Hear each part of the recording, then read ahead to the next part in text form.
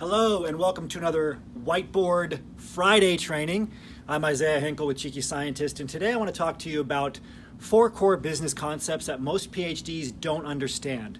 If you're a PhD, you need to understand business concepts because you want industry employers to start seeing you as management material, not just as a technician, not as somebody that they relegate to the lab bench or they put in a corner to program. They never talk to, they never allow you to be in front of customers, they never promote you into higher and higher level positions. One of our biggest goals at Cheeky Scientist is to get as many PhDs into high-level management positions, C-suite positions, positions where you can help run the company or even run the company as the CEO or the CFO or the COO. That's where PhDs belong. They don't belong just, again, in the corner somewhere being a workhorse that doesn't get the respect that they deserve. If you can learn advanced technical skills at the level of a PhD, you can learn business concepts very easily. You just have to have the confidence to do so. You have to know that these concepts are important. I can tell you that this is something that I struggled with for a long time. When I was first trying to get a job in industry, I would get questions that I didn't really understand because business, like anything, has its own language. There's the language of business. It has its own nomenclature. You probably remember when you were first starting to get your PhD, there was all these new terms and phrases, concepts that you had to understand. Eventually you understood them and things became much easier. You became an expert in that field. It's easier in business, but we just don't have any experience with it as a PhD because we've been in academia our whole life. So I realized that because I would go on these interviews, I'd have phone screens, and they'd ask me questions about, the restructuring that they were going through at the company. And I was like, what's a restructuring? I mean, I knew it because I know what the word restructuring means, but I didn't understand it in the context of business. They would talk about recent mergers or acquisitions at the company or in the field. They would talk to me sometimes about concepts and words I didn't even understand, like organizational behavior. I had no idea what that was.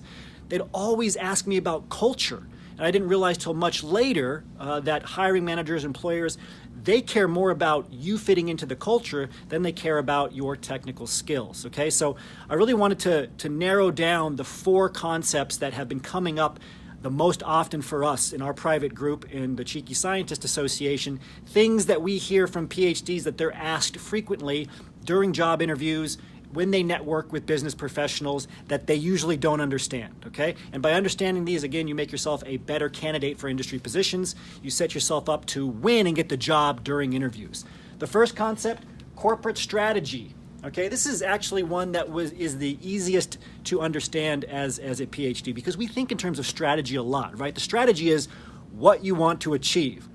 What I want to challenge you to do is start thinking in terms of what a company wants to achieve 1 year and 5 years down the road. And I want you to think of this for a variety of reasons. Because first, they're going to ask you that question, right? They're going to ask you what your 1-year goals are, what your 5-year goals are. And they want to see if those goals align with the company's goals.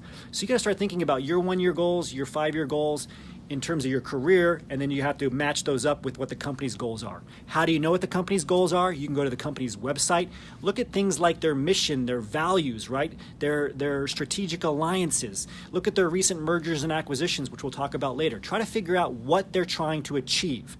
Okay? These things also have to do with their culture, which we're going to talk about next. Strategy is important. What is your career strategy, and how does that match up with the company strategy? What is the company trying to achieve?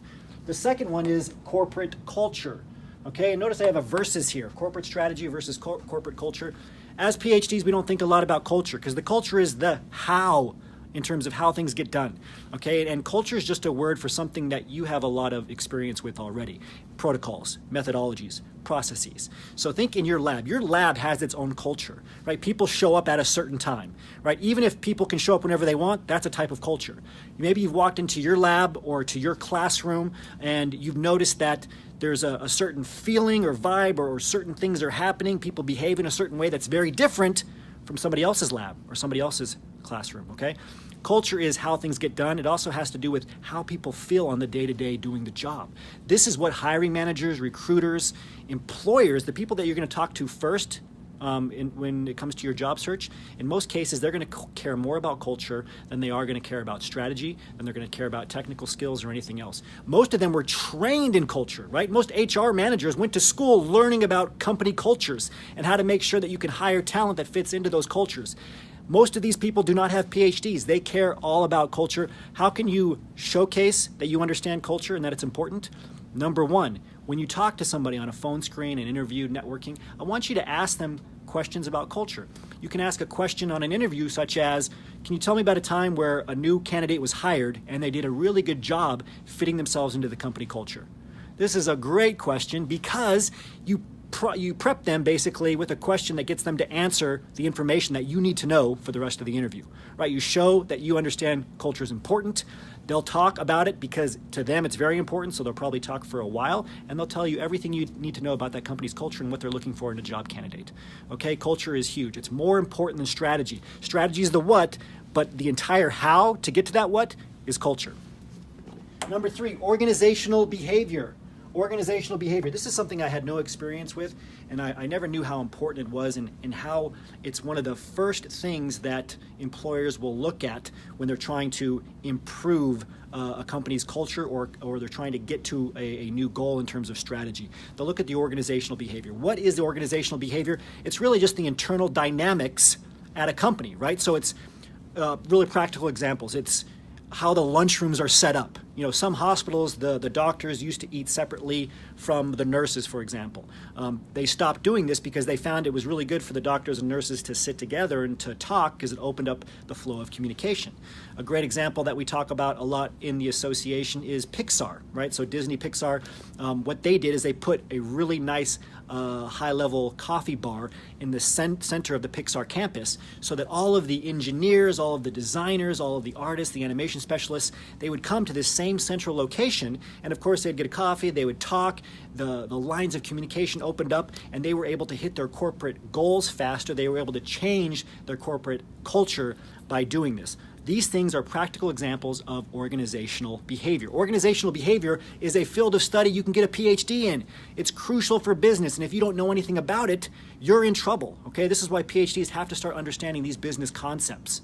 It's really, really important that you start to not just think like an academic, not just to start to think like an entry-level business professional, but start seeing yourself as management material. Start seeing yourself as a PhD, as someone who can get into a management position right away, because it is possible for you.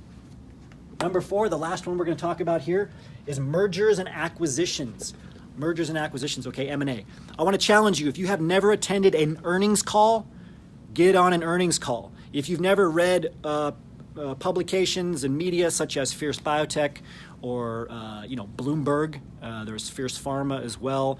There's a lot of different sites where you can start seeing the things that are happening at a high level in STEM industries. Again, whether that's biotech or pharma or healthcare or medical, start studying this. Engineering, start studying what these trends are. Okay, these industry trends are crucial. A big part of industry trends are mergers, when two companies about the similar size usually come together. Acquisitions, when one company buys another company.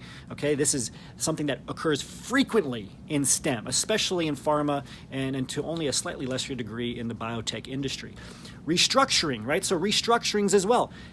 If a company's hiring, ask yourself, why are they hiring? It's likely because they've restructured internally or there's been a recent merger or acquisition. How can you learn about this? Go to an earnings call. Publicly traded companies have earnings calls with their shareholders, with media, other people. You can join these earnings calls. You can find information about them online or on the company's website, and you can hear them talk about these high-level concepts.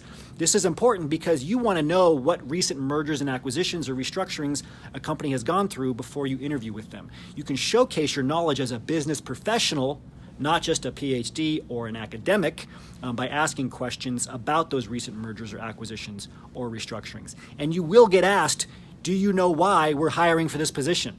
And if you know that reason, and the reason again is usually because they've opened up a new department, a new product line, these things fall under the umbrella of restructurings. It could be because of a recent merger acquisition. If you know that reason, you're going to put yourself ahead of other job candidates.